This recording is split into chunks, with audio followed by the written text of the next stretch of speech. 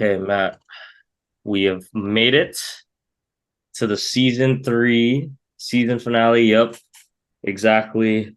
Your background picture says it all. Congrats, first of all, on being right this year for the finals prediction. You got Boston. Although I'm sure we both anticipated a little bit of a closer series.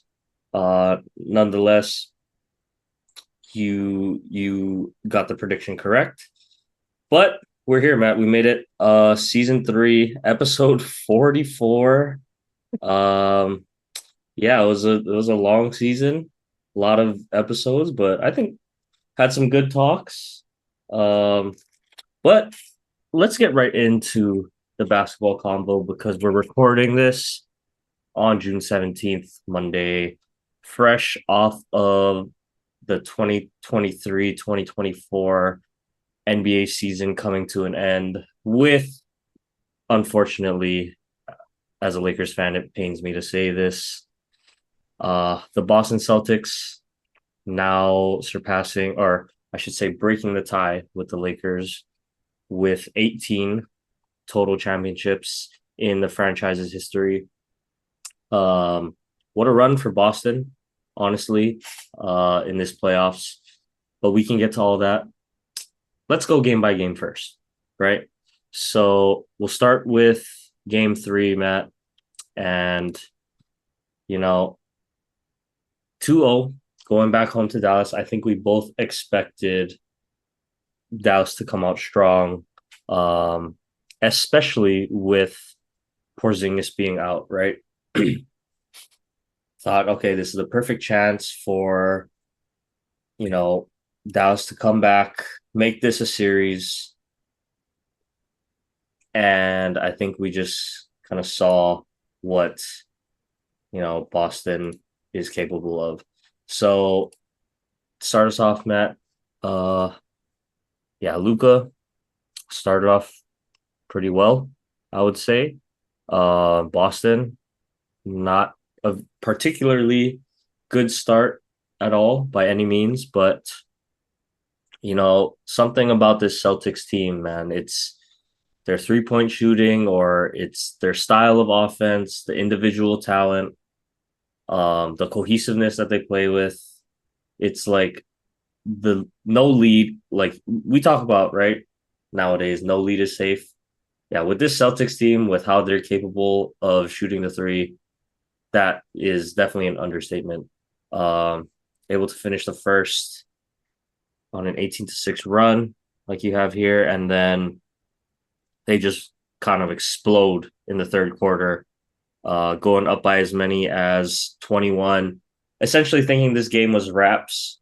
But I think we both said, at this point, leave it to Boston, right? To let Dallas kind of sneak their way right back in the game. And sure enough, at home, they go on a 20-2 run, cutting the lead down to single digits. But man, this game, Matt, I think was evident of how Luka is just not quite there yet. And I know we'll talk about it as a whole, but it did seem like he was a little bit banged up.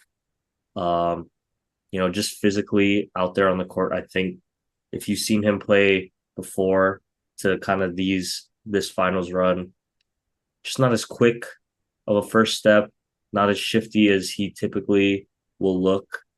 Still effective, but yeah, defensively, this game I felt like was definitely on Luka down the stretch, picking up bad fouls early, then fouling out in the fourth, or complaining about not getting a call on the offensive end, being late in rotation back on the defensive end, costing his team to give up easy buckets. And then the eventual finals MVP, Jaylen Brown, hitting what ended up being the dagger, little free throw line midi to ice the game. So, yeah, man, I just thought game three, it was really about, I was impressed by Dallas, but, it was just Luka. The effort, I think, frustrated me a little bit. um, at least on the defensive end. Like, like I said, maybe he was hurt, um, or he was definitely playing injured, nicked up, right? But you could tell they were going after him, offensive rebounds off of his man, just not what you want to see from your superstar in the finals. So, anyway, your thoughts on that game 3? I think this was kind of a game that kind of told the story of really how each team kind of was in the season. You kind of see Dallas, right? They come out of the gates hot, kind of initiating their will in the paint. And then Boston, as the game goes on, right? They kind of take control of the game. They withstand that punch from Dallas in the first quarter. And then really through, you could say, the fourth quarter, it was a dominant performance from Boston. They were hitting the threes. Tatum was aggressive that game. Jaylen Brown was hitting, some shots here and there.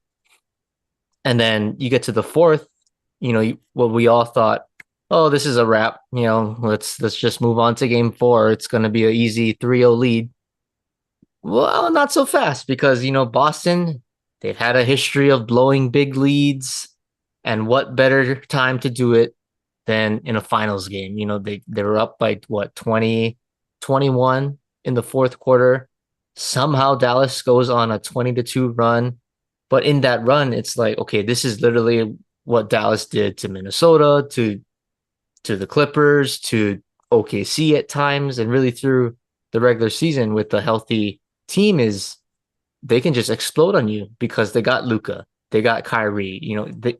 They have those stretches where they're just unstoppable, and if they're hitting corner threes or 3-point shots, the catch and shoot ones, they're an explosive team, probably one of the most explosive offensive teams I would say with Luka and Kyrie, obviously, and then kind of a summary of the last season or last series for the Celtics. It's Jaylen Brown, and you touched on it, right? He had that clutch jumper at the end where it's like, oh, is Boston gonna blow it? Can they close the game? There was so many questions throughout this playoffs. Can they do it? And time again, it was a little sketchy at times, but they do just enough to at least this one was more of a survive the game, I would say. But they had a big play from Jaylen Brown hitting a tough shot to kind of give that 4-point lead or kind of little breathing room down the stretch. So really, it was kind of I thought it was like a summary of the season for really both teams to some degree. But yeah, I know you touched on it earlier, but Luka falling out in the fourth quarter, I think that plays a huge part into this as well. Definitely something I was not expecting because you don't like to see the superstars fouling out of games, especially in this kind of magnitude. So I think this is something, and we'll talk about it, as a in our series recap when we get to that point. But Luca, this is a almost like a learning lesson for him, right? People forget. I think he's 20. I think he's 25 this year. A lot of these legends, Michael Jordan, LeBron, like all these guys, you could say even Tatum, they're winning it. Michael was what, 27, 28.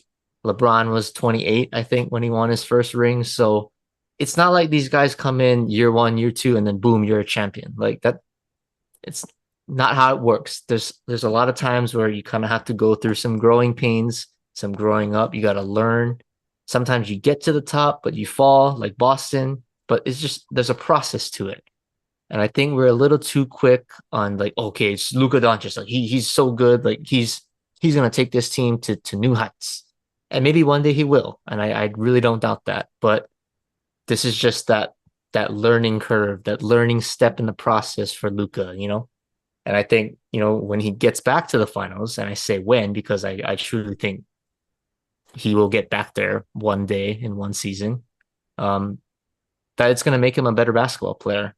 And it's not going to be this kind of target hunting because I think that's what was really evident in that game 3. Like late in the game, Jaylen Brown was hunting Luka Doncic. I don't know if you saw it, but like there was those two quick fouls late in the fourth that kind of really well, one was the fifth one, and then one was the sixth one.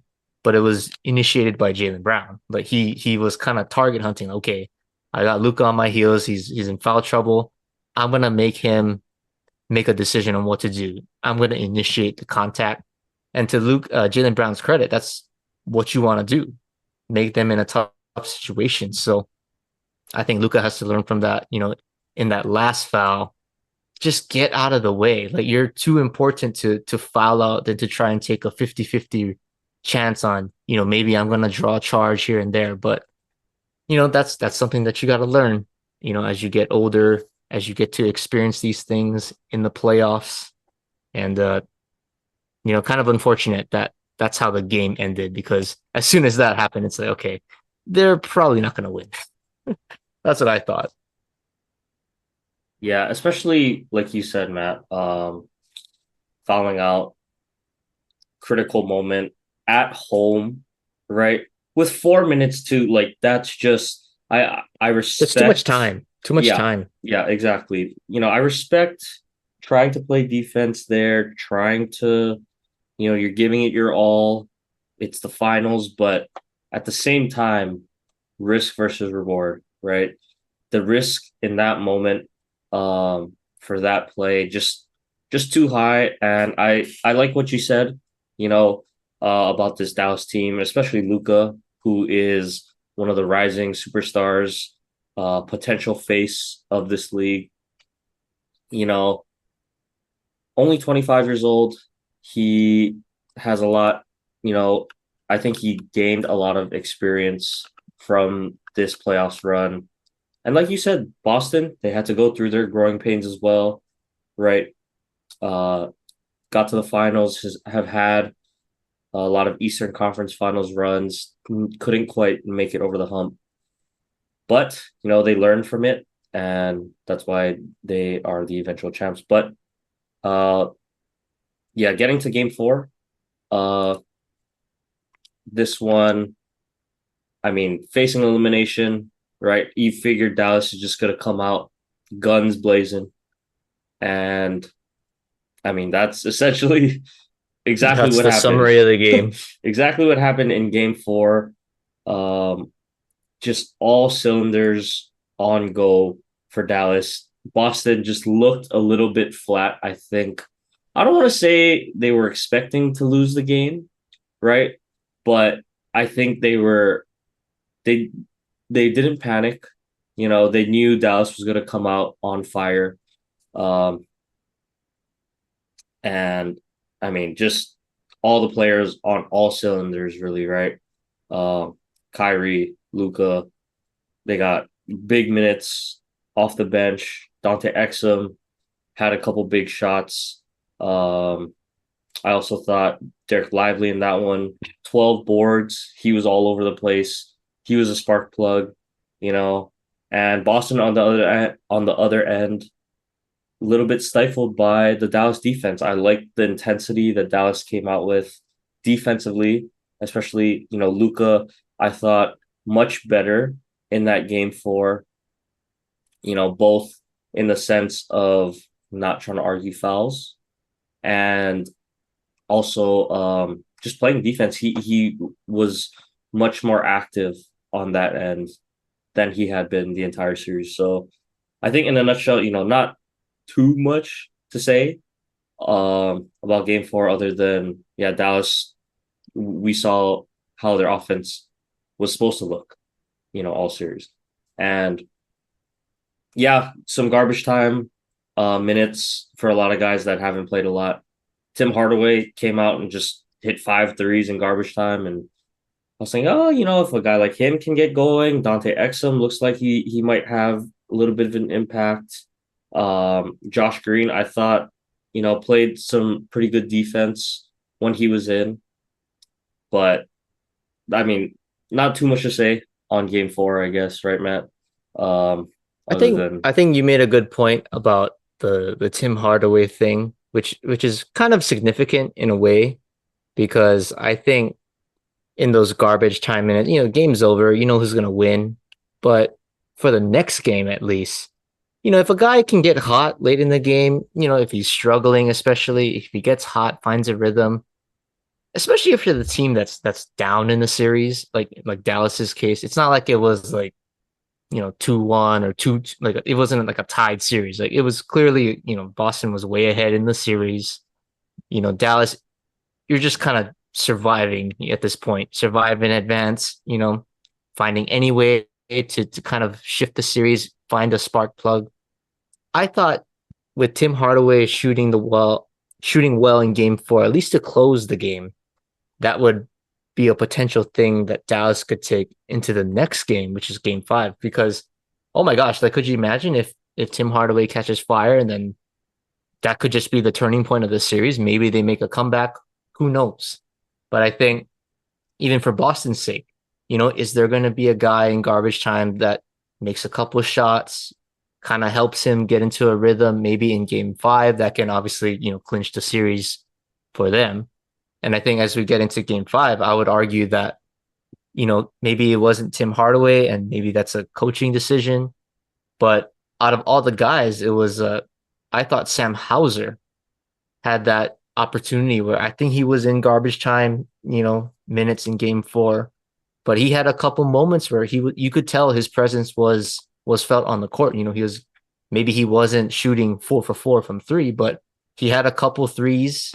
The effort was there. He got a couple big offensive rebounds, second chance points, or at least possessions for Boston. So that's the kind of things that's important, where it gives a player a little bit of confidence, going into the next game. And I think, we can transition to game five. Maybe that's kind of an advantage for Boston because at least they got one guy that found the rhythm at least in game four in those quote unquote garbage time minutes that turned into quality minutes in the long run.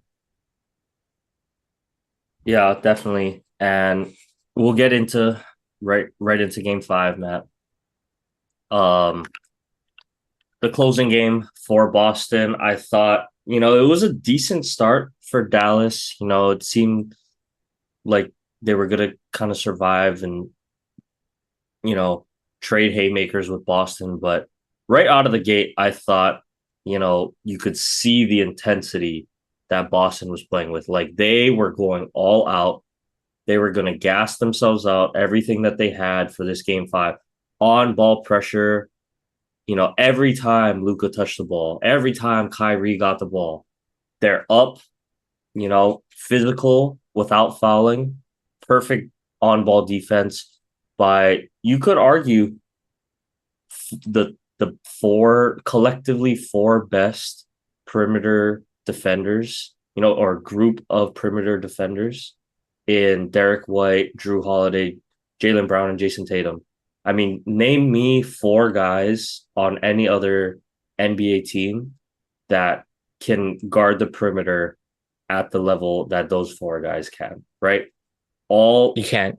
I don't think you can. I think there's no debate. They are the best, right? Obviously, two all defensive uh team guys. Jaylen Brown, I think, is going to be put his name in the ring next year. So, you know, the speed, the lateral quickness, defensive intelligence, um, athleticism, like it just was kind of a counterpiece to Luka and Kyrie, I thought. And we'll kind of get to more of a series recap. But yeah, in that game five, I just thought the 5 out was alive and well. I thought the Mavs did a pretty good job, right, of containing it. Um, but eventually, they just got open looks. Jrue Holiday hitting, open layups to kind of propel the run. Derrick White hitting, big threes, kind of bailing them out at the buzzer. And then Jayson Tatum, honestly, I think one of Oh, here his we go. Here we probably go. his no, Here I we mean go. honestly though, Here we game go. five, probably I would say his best game of this finals. Shot still wasn't falling, but the playmaking that he had, he had 10 plus assists and he remembered, I guess, that he's what, 6'9", 6'10". Oh yeah, I can with a handle. right? So, he's able to get to the rim, hunt mismatches, even with good defense, right? Like he's just, you know, he's just going to be better than you. And he was able to get to the rim, finish at the rim, get to the free throw line, hit his foul shots. Um, you know, I thought his best game of the series in the closeout game. So I mean, I got to tip my cap to Jayson Tatum, but we'll get to kind of the series closure and final thoughts here. But it just seemed like game five was one of those games where it was going to be Boston's night anyway. And, you know, Dallas will learn from this, Luka will learn from this. But that game three, man, I think was so huge, right? Because you're 2-2. This game was just one of those games where everything was going right for Boston. Like one of those, shots hits the rim, hits the backboard, falls in, loose balls just kind of nudging in Boston's way, right? The 50-50 balls, the tap outs off of an offensive rebound is falling into Boston. Like those games happen, right? In these series, which is why it's so important to win the ones you're supposed to win. Um, because I just thought it was Boston's night. And yeah, it came at the best time, I thought, for them. Just a collective team effort in that game five closeout series performance, right? So, I mean, typical Boston game. And to top it all off, right? Peyton Pritchard. I know it was Jordan Poole a couple finals ago that did it against the Celtics with two, I think it was two, right? He hit two I buzzer think so, yeah. beaters Mm-hmm. from distance, and now Peyton Pritchard getting his back. Um, Full circle moment. Full circle moment. I thought I saw it, you know.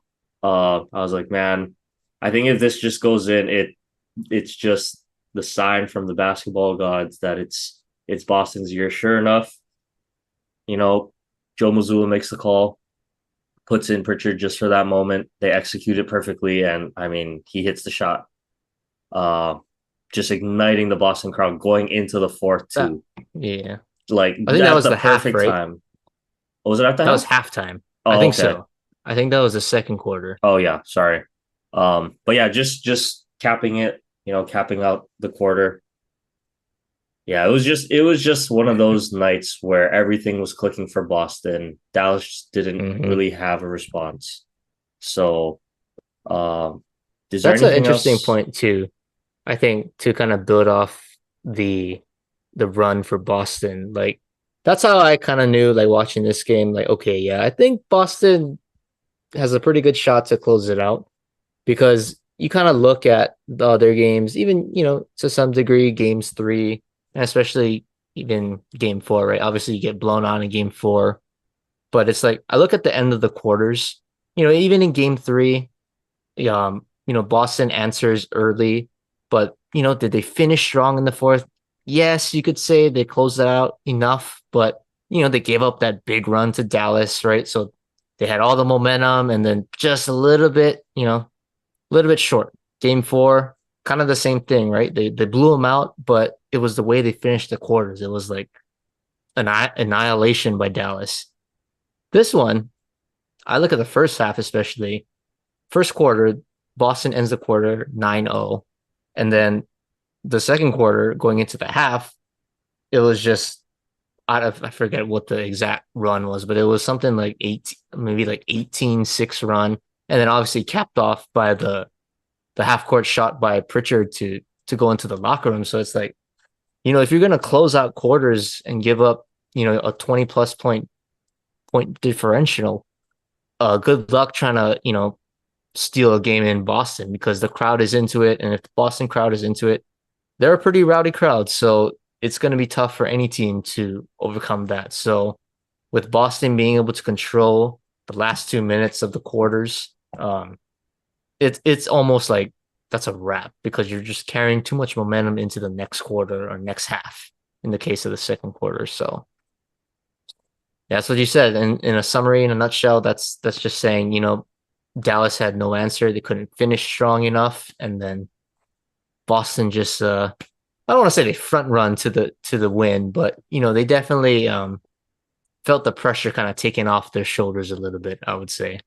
But that's the credit to them. You put them away early, it makes it easier, down the stretch to close it out. So that's what good teams do, I guess, right? Make it easy for themselves. Yeah, so let's get into kind of one last take on this finals. Both sides. So want to start with the winners, Matt, the Boston Celtics, who I think 100% deserved. Yeah, I see you pointing, but 100% deserved to win this finals. You know, people are saying already on Twitter, Mickey Mouse run. You know, they go up against an injured East. I mean, you can't deny the facts, yes, but a lot of people, including myself, not sure with all even with all the talent that they had, could pull it off and beat a Dallas team who I thought was more battle tested. Um, but I want to start on that first, Matt, and maybe I can get your opinion on this. But you know, my thinking going into this finals, right? A big part was I thought Dallas was more tested in these playoffs, right? For those close games, pivotal moments. But now I'm thinking it something kind of shifted for me watching these finals to where, you know, we were used to seeing LeBron, right? And maybe this is where I got it from, but when LeBron would, I don't want to say cakewalk through the East with those Cavs teams, right? Then go up against the Warriors team who also dominated the West essentially, but had their moments, right, um of trouble. The Houston teams, right, gave them a lot of trouble even with KD. Uh and so I just thought, it's kind of similar where all right, they finally go up against what I thought was the more experienced team, or at least in this playoff run. But now I'm thinking that actually it kept them fresher. I think it kept Boston a lot fresher. Shorter series each time. No series went past 5 games for them in the entire playoff, series. And so I don't know. I just thought that maybe like looking back, I'm like, they were healthy. They had, Porzingis went down, but they had enough depth, right? They were healthy enough. And it just seemed like to me the starters for Boston, I don't want to say looked a little bit more conditioned or whatnot, but I'm thinking, it was those extra games, extra days of rest that really kind of helped them when it was time, to come out and perform in the finals. So I don't know, Matt. Do you think it's more about which team is more battle tested or which team is a little bit more well rested? Well, I would say for Boston's sake, it's both. And when we did our preview, like you were making the case, obviously you picked Dallas, so you're gonna make your argument to say why Dallas is gonna win, and you're gonna say why they're battle tested. I obviously picked Boston, so I'm gonna try to put up some kind of explanation to give my reasoning. But I said Boston was battle tested, and what really sold me was that last series in the Eastern Conference Finals with Indiana. There was multiple games where it's like, man, they could collapse. It was the game one, right? Oh my gosh, they're gonna lose the game one on their home floor. Sure enough, Jaylen Brown ends up being Finals MVP. Hits maybe the biggest shot of the season for the Celtics in reality. A game tying three. They win it in overtime. Okay, great. Fast forward, a couple games later, it's the game three and game four. It's two close games on the road. What do? They grind it out. Jrue Holiday makes terrific defensive plays, to kind of help kind of put them to the finish line in that series. So when I saw that, I was like, yes, this team, they faced the adversity and they've proven they can survive and get through it. So I think they were battle tested, if you ask me that. But I also think, to your point, yes, they did get rest. And you look at a guy like Luca on the other hand, the guy everybody knows he was hurt, and he was. I give him credit, man. Like to play through what he was playing through. Not many guys can do that and still put up the numbers that he did. I mean, that just proves he's a generational talent. You know, maybe he's the second coming of Larry Bird. Who knows? Whatever the comparisons are, but if Luca had, you know, a couple games less, could that make it easier on his body? I think that matters, especially in the playoffs because you want to be off your feet, fresh. And even LeBron always talks about it, like, it's important to rest the body. He's always, it's rehab, icing, that matters. The mileage, it takes a toll on you. So I think it's a little bit of both in the sense of the Celtics where they had more rest, but they were also just like Dallas where they had enough battle tests to kind of have that finals experience where it's like, okay, it's not going to be too big for them. And I think they showed it because easily in game 3, when Dallas makes that run, you could make a case, oh my gosh, if they're not battle tested, they're going to blow the lead. And as bad as it was just turning from almost a disaster for Boston. Who comes to save the day? Finals MVP, you could say, right? Derrick White makes a couple of defensive stops. Like that's the kind of things that I look at. It's like, yeah, you're going to have stretches, but how fast are you going to put yourself out? And luckily they had a big enough lead to do that. So I think both both things matter in that. It's not really one or the other. I think it's both. You kind of have to have both experiences to kind of win the finals, I think.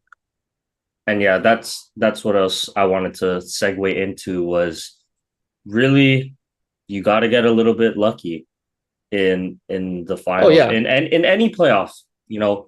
Doesn't matter LeBron and JJ what said that. sport. Yeah, doesn't matter what sport you play, football, baseball, basketball, a little bit of luck and health, right? And I thought with Boston, number one, going up in the East, right, against some hampered teams, like you can't deny that, Jimmy out. Uh, I know they didn't play Joel, but Joel Embiid not playing in the East.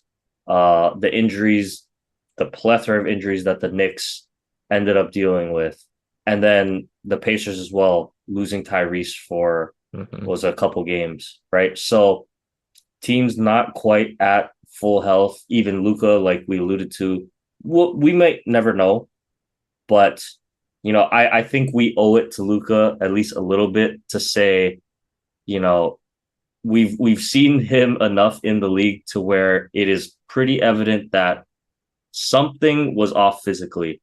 I don't know if it was injuries. I don't know if it was, the conditioning because it's this late into the I think year, his deepest run. that's a thing. A little bit of both, perhaps, it's definitely possible, but we can't, you can't deny that that was not 100% Luca out there, no matter what the actual reasoning was, right? Like just looking at the gameplay, not 100%, right? So, but at the same time, you got to give credit to Boston because I thought they executed kind of their overall game plan as well. So I want to start with two guys, Matt, Brad Stevens and Joe Mazzulla, kind of the head of the snake for this Boston organization. Um, First of all, starting with Brad Stevens, I mean, a GM masterclass, you could say, right? Putting this team together to push them over the hump. Like I said, getting rid of Marcus Smart, who has been, was associated with Boston. It's kind of the lifeline Like or the Mr. Celtic, Mr. honestly, for Celtic, the that era. heart and soul of those Celtics teams, right? He brought the grit, the defensive ability. But for, Brad Stevens to recognize, hey, this is about winning championships. And, lo and behold, somehow the Bucks give a Jrue Holiday. Maybe I'll never quite understand that because we are such Jrue Holiday fans as well. But, you know, what a difference Jrue Holiday made for this Boston team. Um, and then, Porzingis as well, going out and getting him. Obviously, he had the big big game one, but the rim protection that he kind of provided for them throughout the course of the regular season, and Derrick White going back a couple seasons, right? Like you, you kind of just when the dust settles, I'm taking a look at this Boston team collectively, and they're all under contract going into next season. I don't want to say it could be a potential dynasty, but if there's a collective, group of talent that is able to stay healthy, man, good. Like, how are you stopping? Someone's gonna have to figure out how to stop their offense first of all, right? Because if they're gonna keep shooting it at the clip they are, good luck. And defensively, I really think collectively they're the best collective group of defenders in the league. I know Minnesota, had has Rudy, has Jaden McDaniels, a lot of good defensive players there, but something about Jrue Holiday and Derrick White in the clutch, getting a clutch stop, a block, right? Getting the loose balls, hitting big shots. Kind of scared. Kind of scared. I'm not gonna lie of what this Boston team could potentially be in the East. And I don't personally, I don't see a lot of competition out there in the East. Maybe Milwaukee, maybe if Miami adds some pieces, New York. What are they going to do with Julius Randle? To me, Boston is a clear cut number one contender. Kind of like when LeBron was out there with the Cavs, right? It's the Cavs. Now it's the Celtics, and then it's everyone else trying to catch up. And that's just how I kind of see it right now. And then the other guy, Joe Mazzulla, I haven't really seen too much of him. This finals experience was maybe the most I've heard him speak. Just kind of a funny dude, like a funny dude, right? But you can tell the intensity is there. And I think it's kind of a perfect guy that you need at the helm of a team loaded with so much talent where he doesn't care about individual accolades or anything like that. Like when what Derrick White said, right? When he Yeah, won, I was gonna mention that. Yeah, was it coach of the week or coach of the month or coach of the year? month, I think. Yeah, something like that. And he goes, I don't care. No one cares. Right? Like such a Such a I'm dry humor yeah, comment. dry. Yeah, I don't know if it's a dry humor or it's just dead serious. Like it doesn't matter. Right. And sometimes that's exactly what you need. He implemented, you know, a system that worked out perfectly. I personally thought out coached Jason Kidd with, you know, pace of play, calling timeouts, getting subs in, making adjustments. Um, but got to tip my cap to him because this was a big team. So Matt, we'll get to the players, but starting with Brad Stevens and Joe Mazzulla, or just say the front office and the coaching of Boston. Anything you wanted to say on them? yeah. I mean, Brad Stevens. I mean, you kind of touched on it, but kind of shocked that he actually turned out to be a better GM than I guess coach because he was a pretty good coach, I would say. Obviously he has the history with Butler having the Cinderella runs in March, and then he goes on to be a coach for the Celtics on some pretty good teams. I think he was, the IT teams were pretty good, back in the day, but for him to kind of it's pretty hard to trade a guy like Marcus Smart off that team. And I think Marcus Smart was part of the I want to say he was part of the package for Porzingis, right? Was it like a three-team trade with the Grizzlies and Wizards, if I'm trying to recall? So I'm thinking that was the package, right? So okay, we're pretty good defensively. On the perimeter, we got Derrick White, um, obviously Brown and Tatum. But what are we really lacking? We kind of need a perimeter guy. Robert Williams at the time, just rim protection, but couldn't stay healthy, but couldn't shoot. I think the thing that they wanted was this vision of space. They wanted space for Tatum and Brown to drive, and then if they double team, then boop, just dish it out. Guys can shoot the three, and a pretty good fit that they were able to get Kristaps Porzingis, who is probably the definition of a 3-and-D center. He's going to block shots, rebound, hit threes. Kind of exactly what you need. Fits into perfectly with what they have with Al Horford. So that's a nice tandem.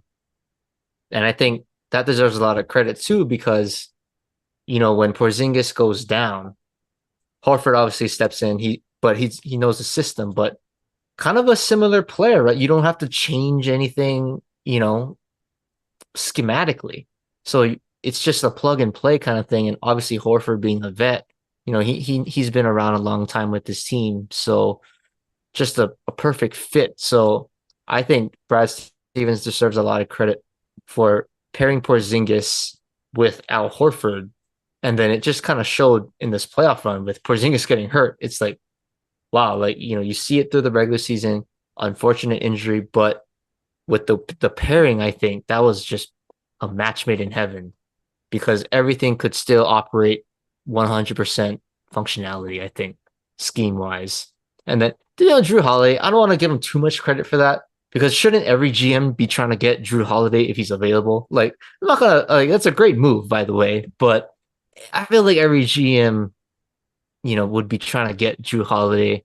Um, the Bucks, I mean, kind of looking back, yes, they got Dame, but I don't. Maybe we shouldn't talk about the Bucks too much. But maybe you could have found a way to keep Jrue and then maybe get Dame because I don't think Portland had any interest in Jrue Holiday. They wanted to just get young, take the picks, So I don't know. I feel like maybe if you're Milwaukee, you might want to look back on that and say, hey, maybe we won't do that in the future.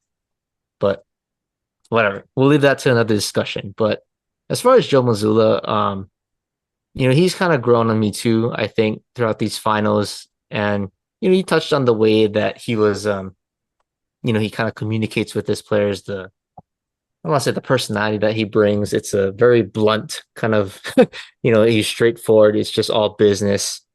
Um, and I think, like you said, right, it's a good fit when you got guys like Tatum, Jaylen Brown, all world talents, I would say, you know, it's very easy for guys like that to want to be the guy all the time.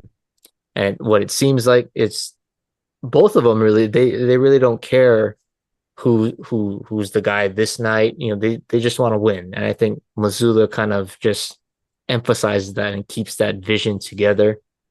So I think that's a great fit there. And then you also touched on briefly on the timeouts. I thought that was pretty interesting because I guess both of us, since LeBron is on the Lakers, I watched a lot of Lakers games, I guess, on TV.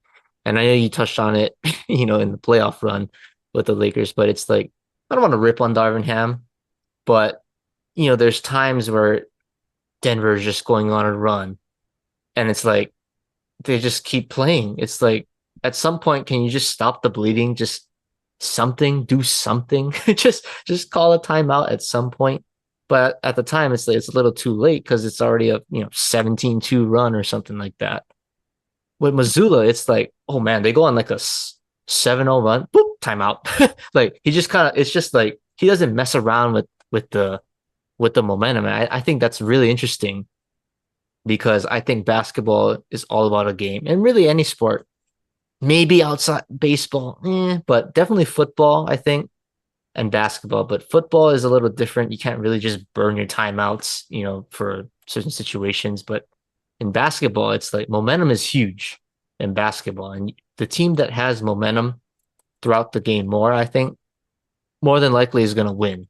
So Missoula to kind of counter that, stop the momentum as quick as possible.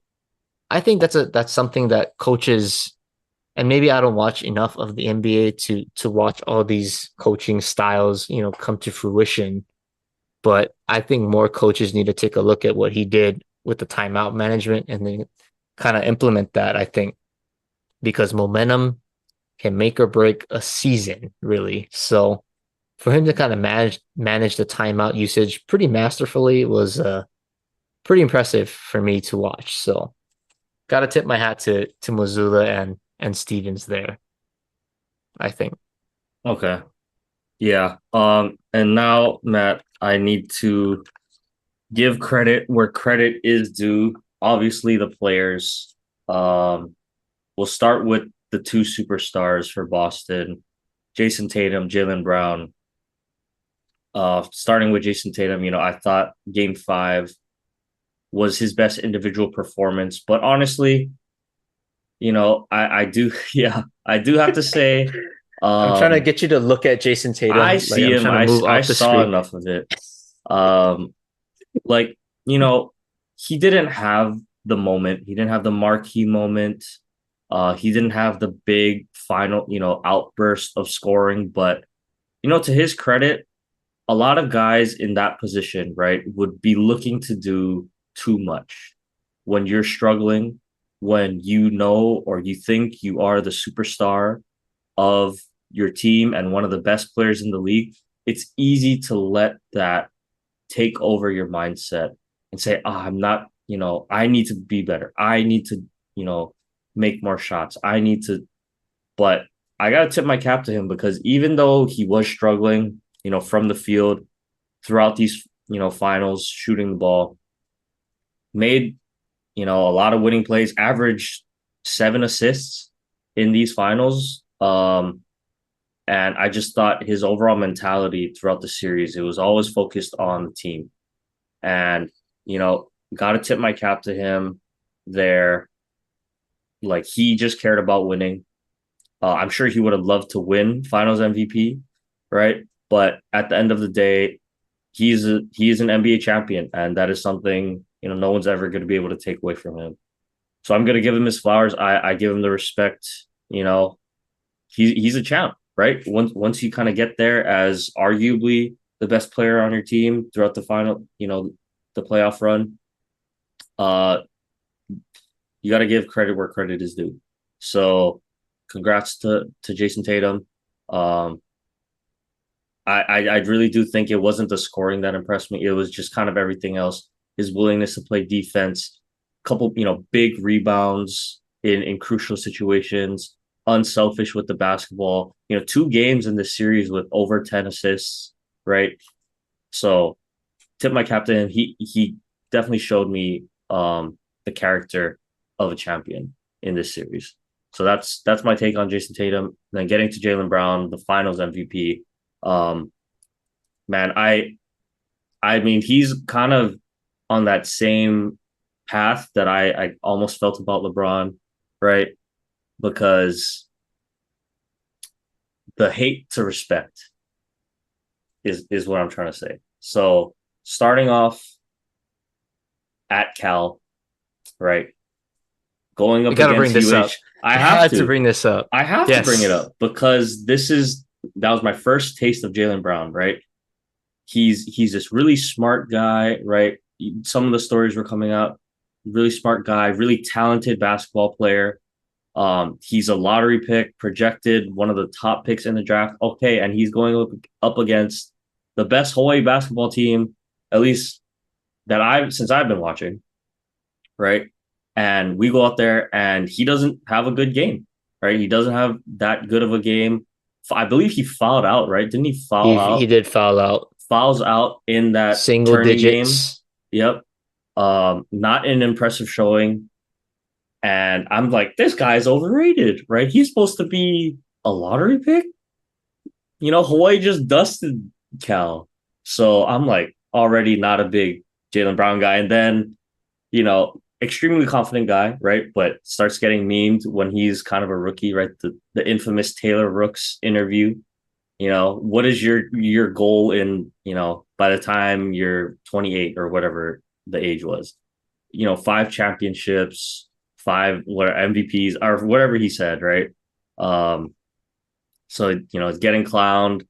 And then even last year, right, in that Eastern Conference Finals game 7 against the Heat when Jayson Tatum rolls the ankle and it's time for Jaylen Brown to step up and show, the type of superstar caliber player that he is, and he chokes, right? Has a terrible game. Miami goes on to clinch and move on to the finals. And it's kind of like, all right, well, I guess Jaylen Brown, he'll always be the 1B to Tatum's 1A. Lo and behold, this whole playoff run, actually, right? Going back to the Pacers series, hitting the clutch shot, like you said, probably the shot of their season to help them snag that game 1. And then the defense that he played in this finals on Luka, on Kyrie on the ball and really was their most efficient scorer in those closer first three games. Right, he shot over 50% in those first three games, hitting big shots as well. Right when Dallas started to build some momentum, he comes in, hits a big shot. So I got to tip my cap to him because I think he also grew as a player, and I just have to give him his flowers as well and respect that. So we'll get to the other role players, but had to start with the two superstars first. Wow, I can't believe you complimented Jayson Tatum. That's got to be a first on this show. Uh, I mean, it. Hey, I'm the objective one. It pains me because are he's you? in. It pains me because he's in Boston, right? But I can't deny what I saw with my own eyes over the past 5 games. So Okay. But in all seriousness, I'm gonna piggyback off of you. Tatum kind of similar. It was almost similar enough to where like 2022 when they played the Warriors, right? For some reason, he just doesn't shoot the ball well in the finals. I don't know what it is. Who knows? Well, maybe we'll have an answer if they make another finals run. But I felt in that 2022 series, Tatum, it was like the first finals, but you could just tell like it felt like he was doing too much. He was trying to be the guy. He made plays, with his passing and the rebounds, but it just felt too forced. It felt like the ball was a little bit stuck in his hand too much. Um, there wasn't this fluidity with the offense. You go now to this year's finals, he's leading the team in assists for a few games. He's getting rebounds. Sometimes he's leading the team in rebounds. And he's shown like, hey, even if my shot's not falling, I'm still Jayson Tatum. I'm a six. What do you say? He's 6'10", two something. A guy with handles. If my shot's not falling, well, I'm gonna put it on the deck and get to the basket, and I'm gonna get fouled. And what do? He goes 8 for 8 from the line in game 5 to close it out. Like that's winning basketball. Okay, my shot's not falling. I'm not just gonna shoot threes up recklessly, especially if the game is close. I'm gonna make winning plays. I'm gonna drive the basketball. If it's not there, pass it out, and then let my other guys do it. Because too many times before it was, I gotta make the play. I gotta make the play, whether it's the pass for the assist or just try to initiate a bucket. But now it's like, okay, maybe I'll make a move. It's not there, no problem. I got Jaylen Brown, I got Jrue Holiday, I got Derrick White. All these guys can initiate the offense to some degree. So it just felt like he wasn't pressing as much. And that takes a lot for a guy, quote unquote, superstar status for him.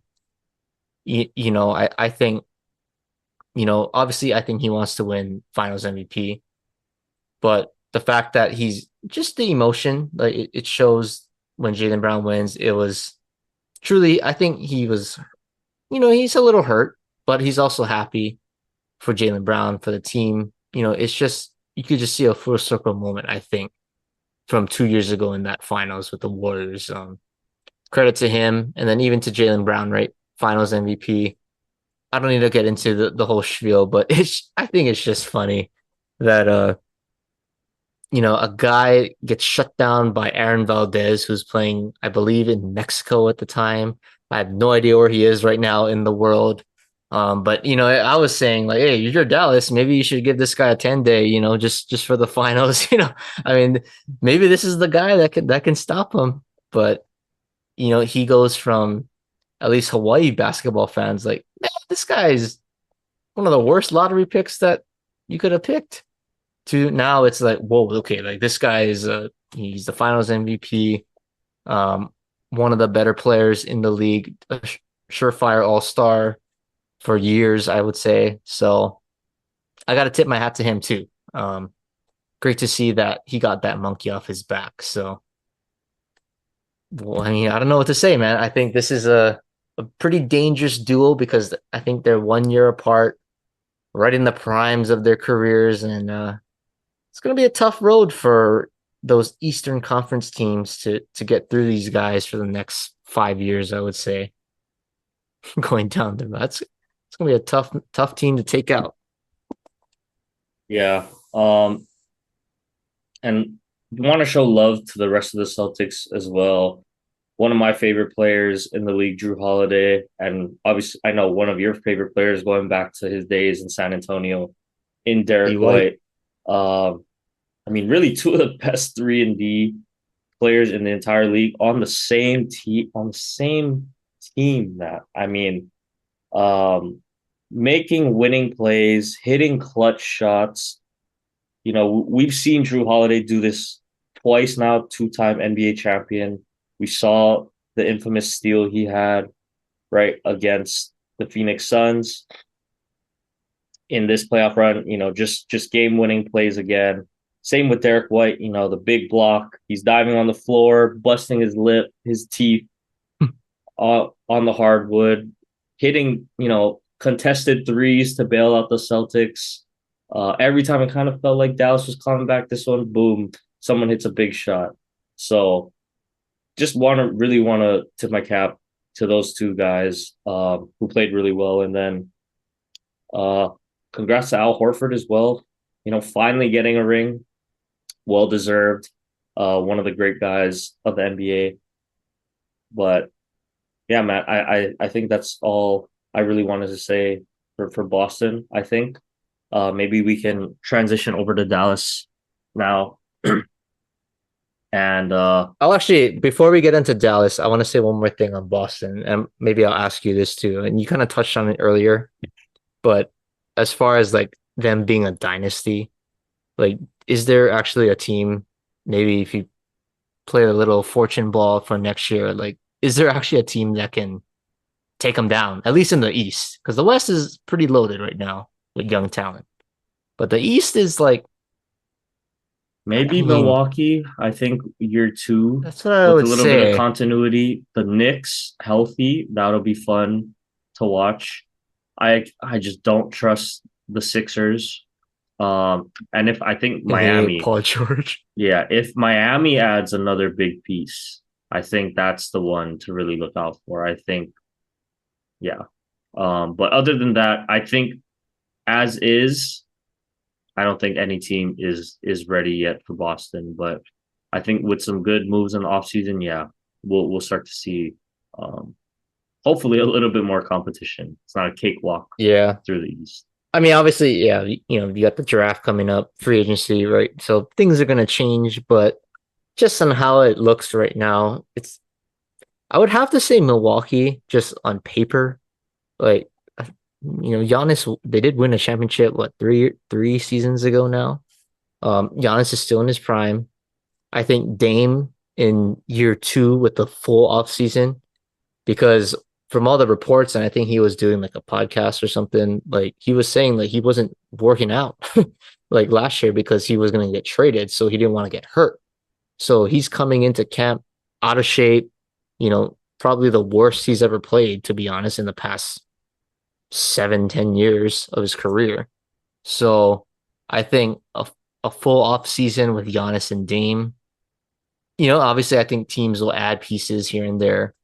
Um, but I still think that's the one team that just could give Boston a run for their money because they have in the past. I mean, it's been great series between those two teams, in years past when they were healthy, and it was going like 7 games every time. So I think that's the one team to look out for if Dame can get back to what he can be. I think they can give Boston a run, but really outside of that, I can't see anybody else that close just yet.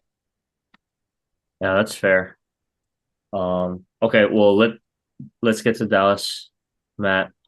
Essentially, of what went wrong or what could have, what could they have done better? I'll just list a couple points and maybe we can discuss from there.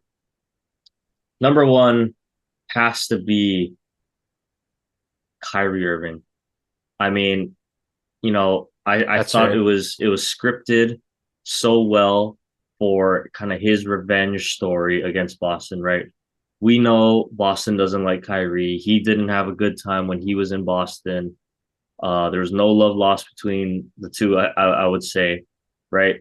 But man, he just could not get his shot to fall in Boston. And I don't know exactly what it is. I don't know if he got cursed or something, right? But I just He thought, stepped on the man, leprechaun. yeah, maybe that's what it was. But not scoring 20 points in 37, 41, and 41 minutes in Boston, and he's not able to get to 20 as the second leading scorer on that Dallas team, which heavily relies on Luka, Kyrie, creating for themselves. I just thought, man, if we got any resemblance of, I don't want to say vintage, he's not that old yet, but you know, a Cleveland Kyrie, right? I think this is a completely different series, especially in, kind of those first two games. I know he had a great game three. That was kind of his coming out game, but it still wasn't enough, right, without Luka. Um, but yeah, I don't know how to describe it. He went 0 for 5 in game one, 0 for 3 in game two, and then 3 of 9 in game three. Just only hitting three threes over, 3 games in Boston. And granted, a couple of those tonight were in garbage time already when Boston was already up by 20 plus. So I just, man, a little bit disappointed in Kyrie Irving in his overall offensive performance. Because I just maybe it's just because I expect so much from him, right? Um, yeah, who would say Kyrie for one. Number two, the role players. I thought, Derrick Jones Jr., PJ Washington, nobody could find their shot except for Josh Green tonight. You know, like Tim Hardaway didn't give them anything when it mattered. In meaningful Mm-hmm. minutes. And so I just thought it was so funny because going into it, I thought that's where Dallas would either they would be right there neck and neck with the Boston role players. I think I still took Jrue and Derrick White, but I thought PJ Washington and Derrick Jones Jr. would kind of be able to hold their own. But Dallas really, really struggled as a whole shooting the ball um in this series. And I was pretty disappointed in that. And you could just kind of see the difference in the role players, just talent wise. I think when Luka or Kyrie couldn't get the ball, and PJ Washington or uh, you know Derrick Jones Jr. has to create off the dribble in isolation. It's night and day, right? It really is night and day. They are great skilled players, but that is not their game. And I thought you could kind of see that in a few crucial possessions throughout the series. And then free throws, man. Like I think the free throw shooting absolutely killed Dallas. They were able to get to the line quite a bit, but I'm just gonna read their shooting percentages. That um, games 1 through 5, they went 63, 66, 87 in game three, and then 68, and tonight 53% from the line. In the NBA finals, you're shooting 60 to 50% in 4 of those 5 games on a team that, heavily gets in the paint a lot. Um, you know, you need to knock those points down. I mean, that's 7 points, 8 points, 7 and 6 points left off the board. You know, even in that game four that they dominated, they still only shoot 68% from the line. I mean, like, can't have it. Um, so those are kind of my 3 things.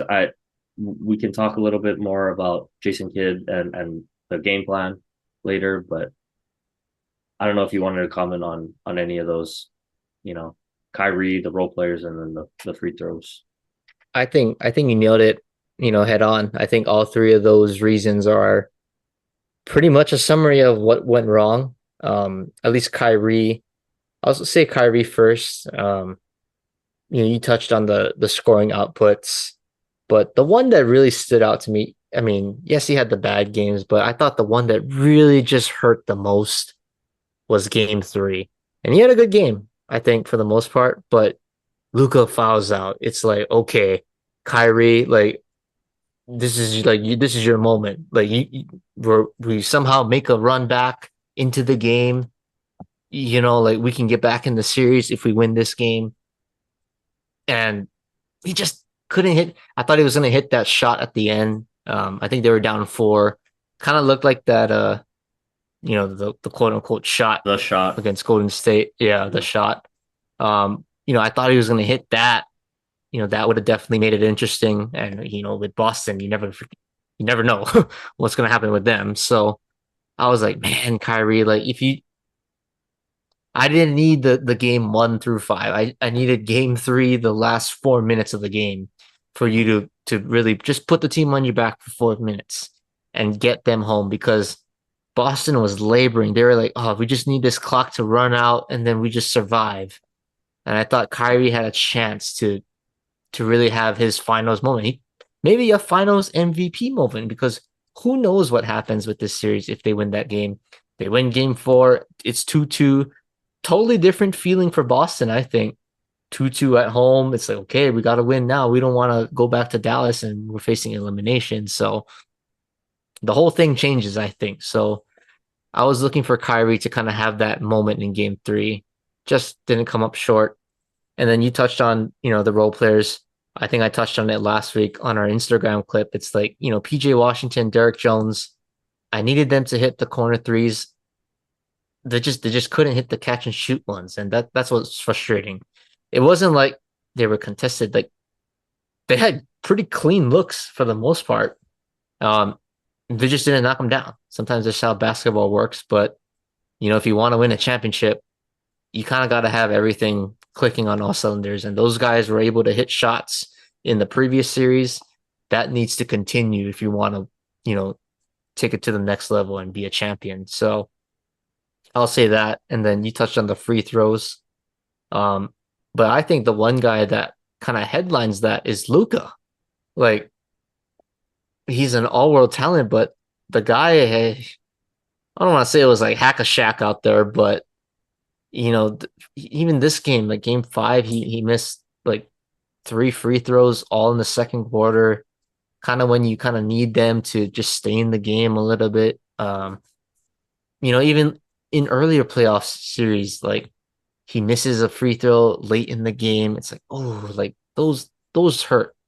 Um, but I think that's something for Dallas, moving forward into the offseason. That's something that I don't want to say like obviously you just got to work on and practice your free throws, but that's something they can look back on and say, okay, if we can get better as a team from the free throw line, maybe you win a extra game or two, and who knows what can happen. But I think a lot of that deserves.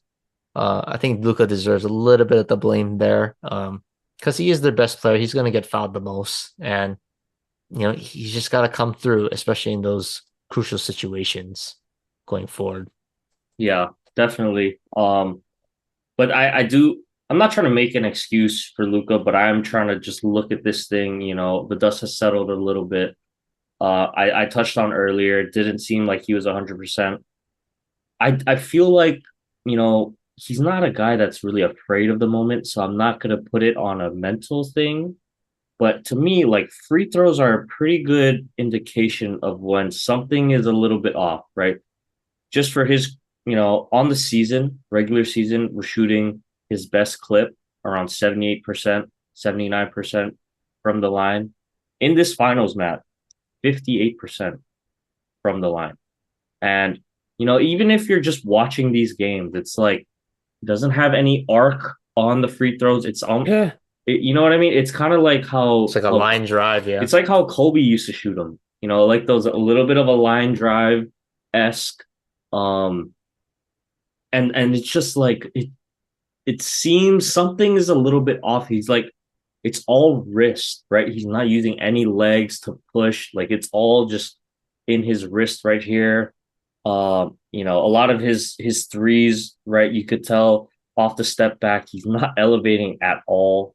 Um, You go back and look at that bubble run where he didn't always used to shoot like this, barely jumping, flicking his wrist type of motion. So like I said, I'm not trying to make excuses, but you just watch the game and it's like, what is up with him? Is it the conditioning? Is he hurt? Worse than we know. I don't know, but something was physically off about Luka in this series, and I think for Dallas, for them, to move forward, um, they're going to need to make sure he is, healthy and ready to go for a deep playoff run. So I know it's Olympics this year. I don't know, going into the off season, what his training plan is going to be like. But before we close out with Dallas, Matt, um, two things. So coaching in this series and roster wise moving forward. First of all, I understand like Jayson Kidd sticking with his guys, right? PJ Washington, excellent defender. Derrick Jones Jr., excellent defender. But I just think, man, like they were not giving you anything offensively. Um, right. And okay, yes, they're going to give you good defense, good minutes. But at what point do you trade defense for the shooting inconsistency? Right. I mean, you look at PJ Washington in this series, he shoots 27% from three when he was on fire, right? In kind of the West leading up to this one. You look at Derrick Jones Jr., 25%.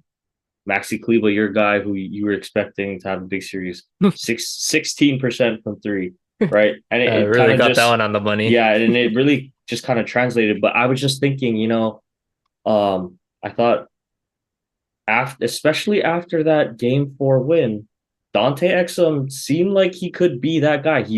Whenever he's in the game, pushes with pace offensively, right? Gets Boston out and running in transition, um, gets good shots, and he was shooting it at a pretty good clip, right? Shooting it with confidence, 66% in these finals. Josh Green, another guy who was almost like an energizer bunny for them, right? Came in, he's hustling, um, doing his best to play defense in the minutes that he has, and then was hitting big shots tonight. And then they take him out, and I'm like, I just didn't quite understand what that trade off or why you trade him off when he was the one that has the hot hand. It's like it's the fine elimination game. You just got to go with whoever's feeling it, right? Do or die. If it's not PJ's night, that's not it's not insulting to him. It's just, hey, Josh Green is on fire. Hey, Dante Exum shooting it really well. Like I just was surprised that we didn't see an adjustment like that on that end. So I don't know if you had any comment on. Yeah, that's a good point.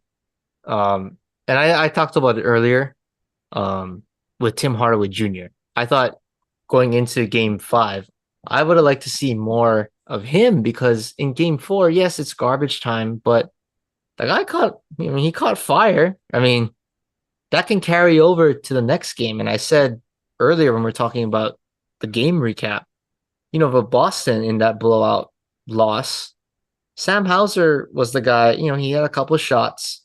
And then game 5, it's like, okay, maybe he didn't shoot the cover off the ball, but he not have a couple big threes to kind of either start the momentum or stop the bleeding.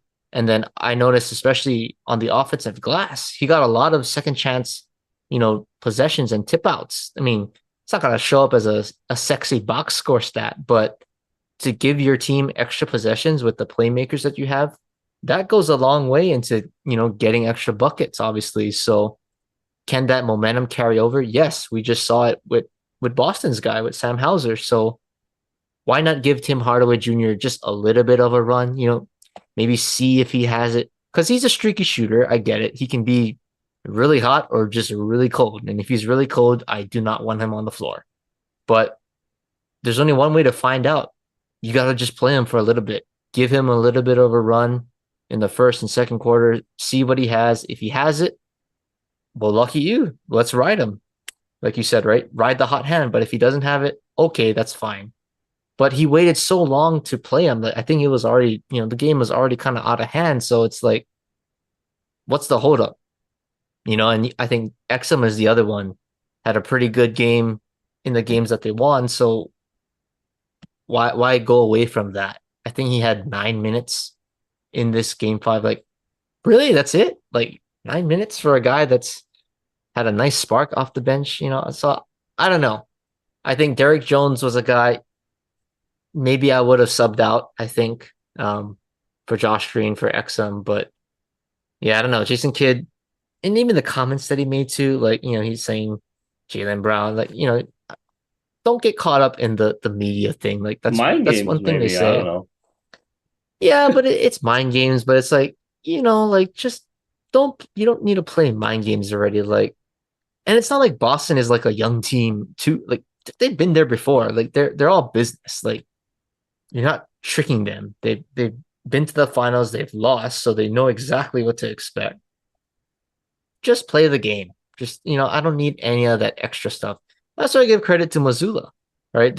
I didn't hear anything from him, any reports. It was just the only thing that came out was the Derek White thing. Was like, okay, I don't care. like nobody cares about this. So, everything was Jason Kidd says this. Oh, Jason Kidd said Jaylen Brown is the best player on the Boston Celtics team. And it's like the timing of it is just very off. So, outside of the coaching decision, it's more of the how he handled the media. That's a little bit of a turnoff.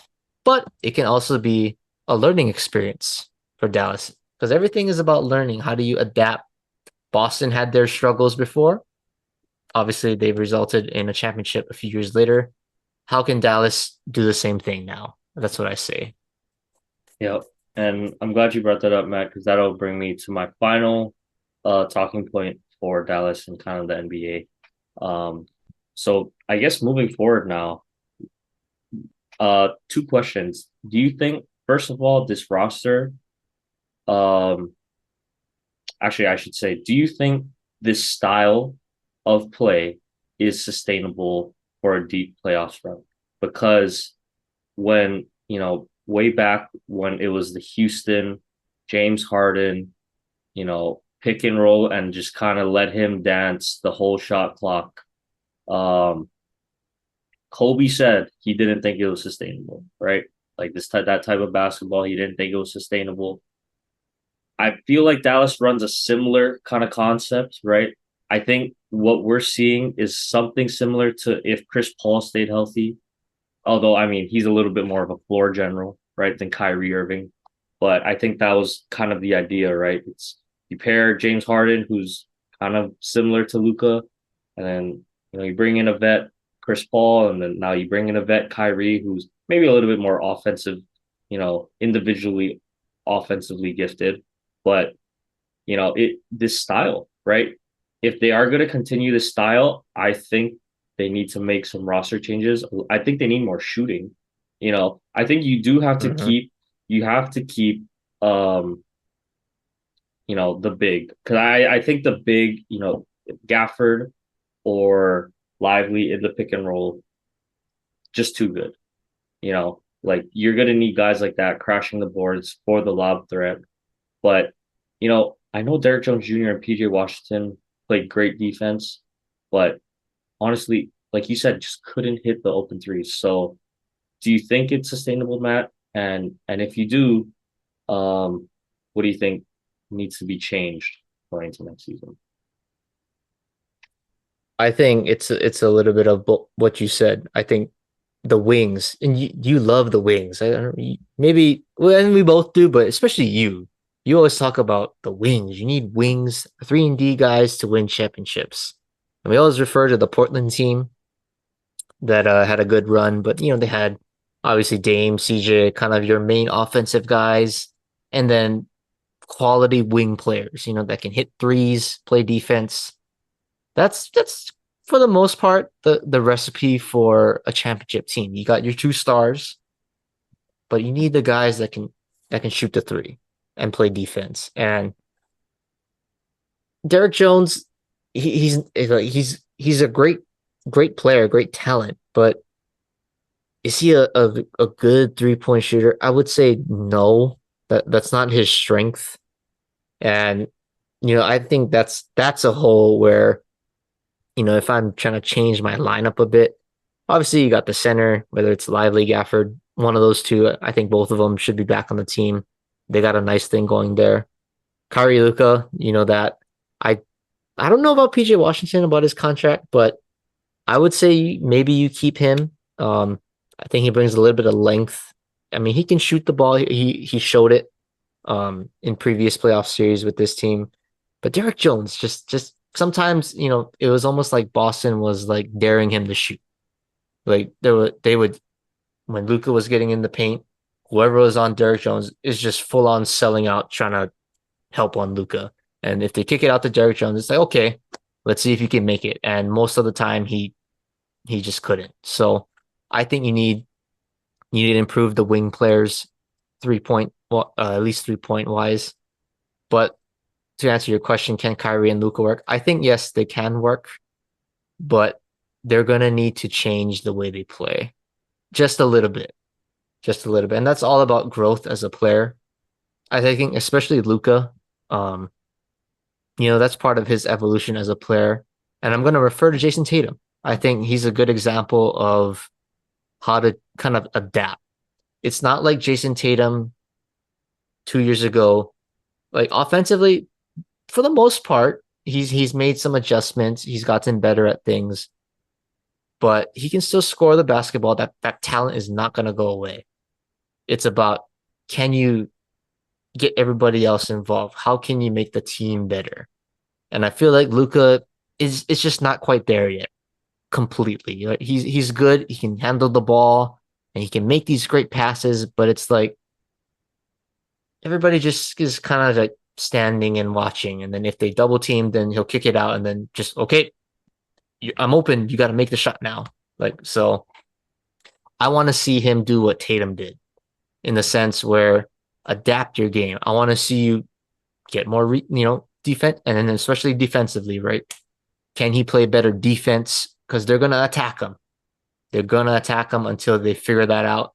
And until you can play defense, you're going to be a liability. So I think, can he adapt his offensive game to get everybody else kind of more in a flow of a game? And then obviously defensively, if he can improve defensively, then okay, now we're talking, because you can't target hunt Luka. He's got the strength. But if he can stay with certain guys just a little bit longer, I think Kyrie and Luka, they definitely have what it takes to win, but just a little bit of tweaking is what they need to obviously get back to another finals run, I think. And a little bit of luck because the West is going to be pretty loaded, I think. Yep. Yep. I definitely agree with that. Okay. Well, Matt, I think that will officially close our book on the 23-24 NBA season. Was fun talking basketball, but we'll be back talking basketball in what, October, September, October, something like that. October.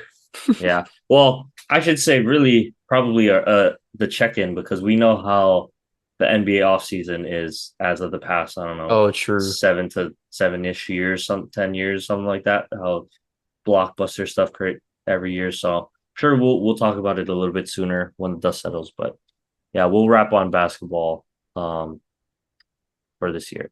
So let's get into some baseball. I know it's a longer pod already, but it is the last one of the season. Uh, as usual, we'll start with your Yankees, Matt. So why don't you give us a quick Yankees update? It was I don't want to, it was a very up and down week for the Bronx Bombers. They go to, after the Dodgers series, they go to Kansas City.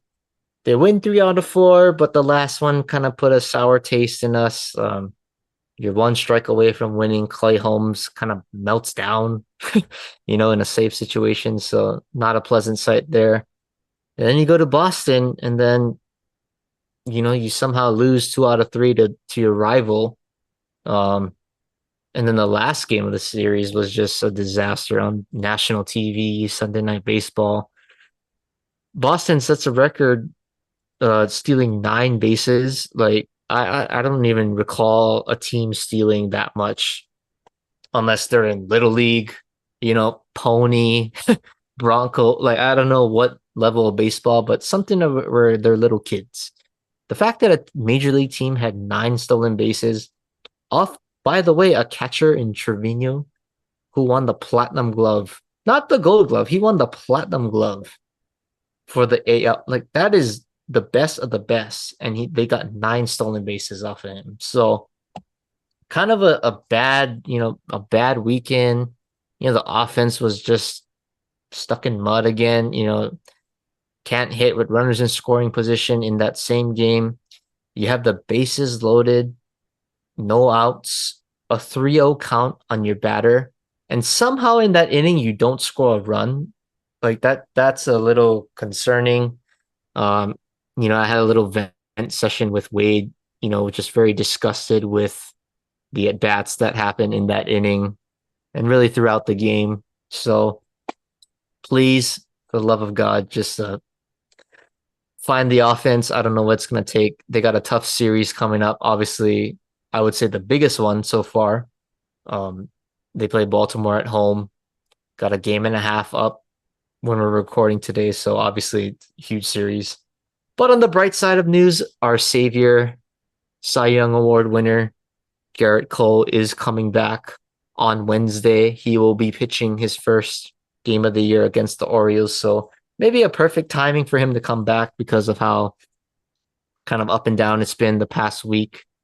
But you know, I think this team is doing well record wise, but we're starting to see a little bit of some flaws that we need to fix within the next month because we got an injury bug. Anthony Rizzo gets hurt. He's out for probably 4 to 6 weeks, maybe longer. So that takes us past the deadline. So I think that kind of just should wake up Brian Cashman like, okay, now it's time to start thinking about what kind of moves you're going to make to improve this team for the stretch run. But that's kind of the breakdown of the week for the Yankees. But I don't know, maybe it's not as painful as your team kind of just suffered over the weekend. So it's I don't know. That I think yours is a little bit worse, in my opinion. Yeah, I'd probably say so. I talk about being healthy, and I mean, obviously losing Mookie for 6 to 8 weeks with a fractured hand,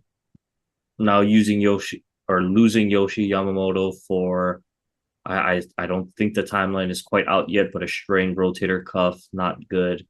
Um, That's scary. Scary, definitely. Especially with the contract that he has, so gonna want to take care of him. But man, I mean, I'm just praying that we get these injuries now. That's the one caveat, I guess you could say, right? It's if you're gonna get hurt, rather have it in June and July than have him miss time in August, September, October, right? So I don't know. I think it's gonna be a tough stretch for us, and we're gonna need guys to step up.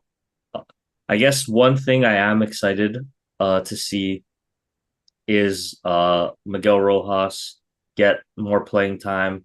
You know, how sustainable is the batting going to be? He's hitting around 300 right now. I'm assuming he's going to convert to the everyday shortstop when Mookie is out.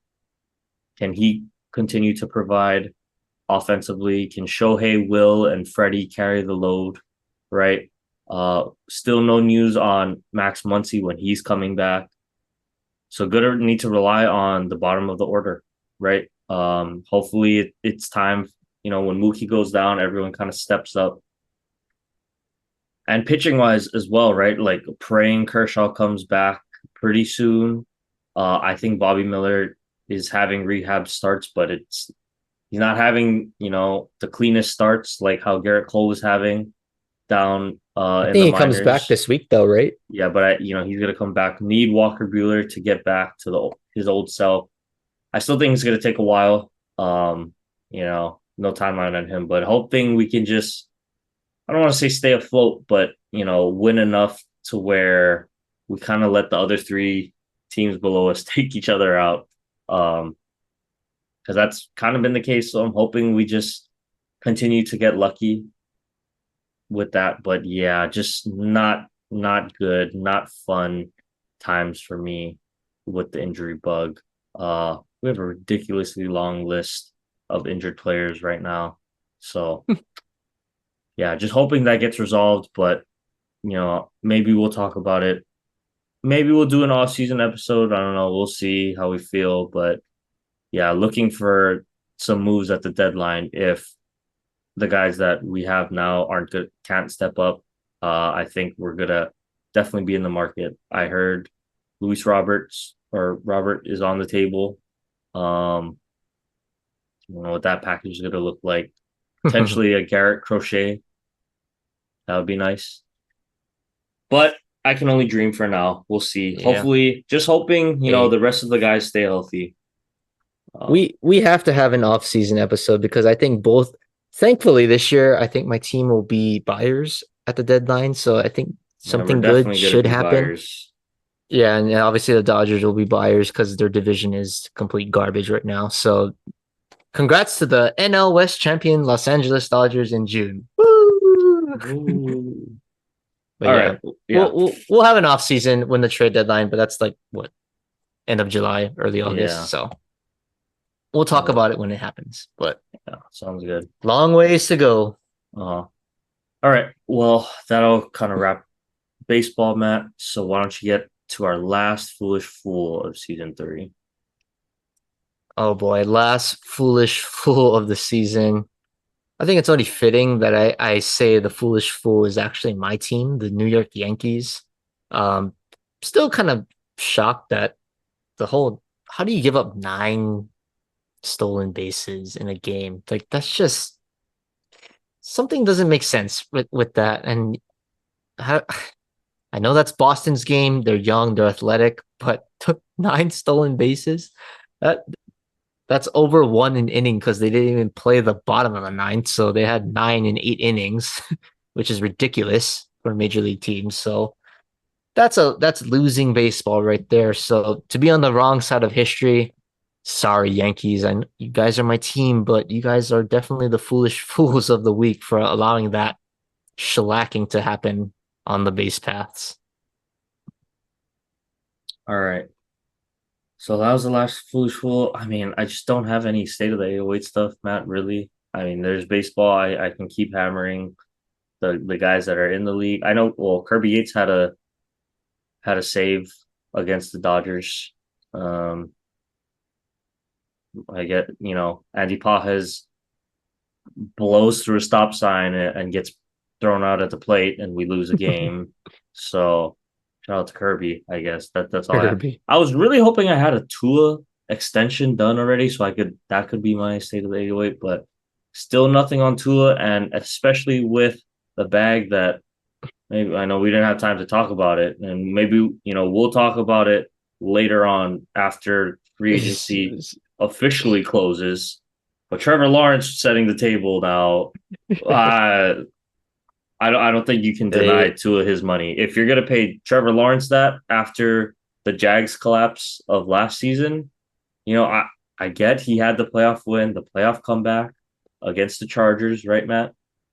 But that collapse last year was pretty brutal. I think everyone thought they were gonna win the AFC South. Um, and then to not even make the playoffs. Uh, you're gonna pay him for that. All right. Well, I guess the market is the market, as Tua said. So Yep. Well, at this rate, if Tua's gonna get a contract, what does that I have mean a for Mr. quarterback. Prescott? Yeah. So at this rate, we're gonna be in season four, and they're still gonna be on side. Yeah. So it's gonna be. I don't know what's going on. Fucking Jerry Jones, man. But Yeah. we'll save that for the next season. Yeah, we'll save that. But why don't you kind of we'll get to an end here, Matt. Sports fact of the day. All right. Well, you're not gonna like this one, but we are recording on June 17th. And in honor of the finals, we got to go back to 2007. Oh God. The Boston Celtics. Oh, actually, 2000. 8. Yeah, it was It's 2008. oh It 07, was oh 08. 2008. Oh 07, oh 08. Yeah, it was 2007, 2008 season. The Boston Celtics won their 17th championship, defeating your Los Angeles Lakers in 6 games. It wasn't close either. And flashback to 2024 or fast forward to 2024, the same thing happened. Boston wins their 18th championship today. So, yeah, close your ears on that one. Ooh. All right. Um, well, just kind of wrap us up here, Matt. I don't know. Did you want to do a quick preview of awards? Yeah, well, I'll say, as I guess in tradition of this podcast, at least from last season, we had a end of the year and the season awards. I think last year we talked about it on the podcast. I'll save the announcements for the postings, but some of the categories I think will be pretty entertaining. Um, we got coach of the season, we got a brother of the season. Wonder who that's gonna be. We got a worst guest award, so stay tuned for that. So I think maybe some of you who listen to this pod regularly, maybe one of them probably know who you are at this point. Um, but stay tuned. We'll stay tuned. We'll keep it fun. So be on the lookout for that because it's always fun, I think, to enjoy the season recap, um, and kind of put it all in a post, really, on Instagram. It kind of wraps things up. But stay tuned for that. Stay tuned for that. All right.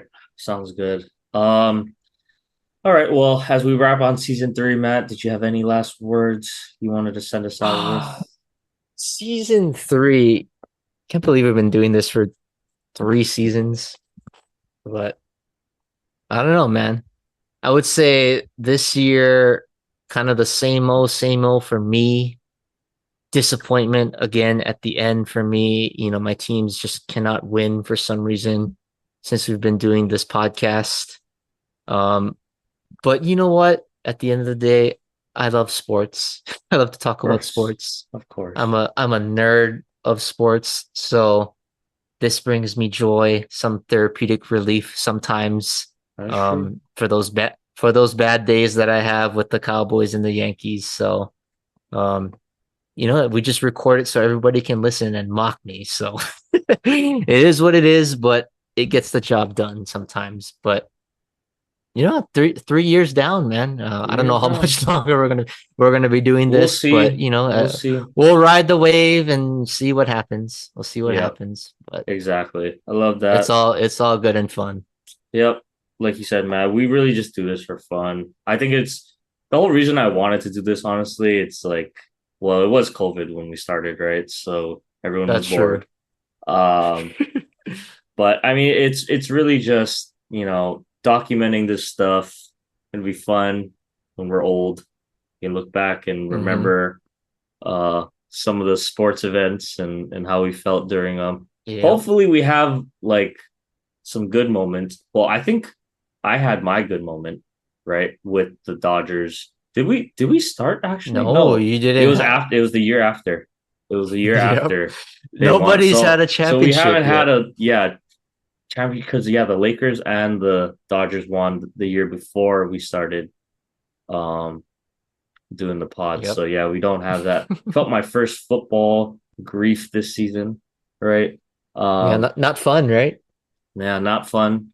So I guess yeah, like you said, we'll see how it goes. I know I said last season that I would put in work, but I mean I just got so busy this year. I'm gonna really try to contribute some more in the social media aspects. But I mean, I don't. I'm learning my lesson. I'm not going to make any promises, but I will attempt to do something. Um. Anyway, Matt, let's wrap it on season three. I appreciate you, bud. It's always fun. Yep. Gives us a Likewise, reason. man. Gives us a reason to talk about sports. Um.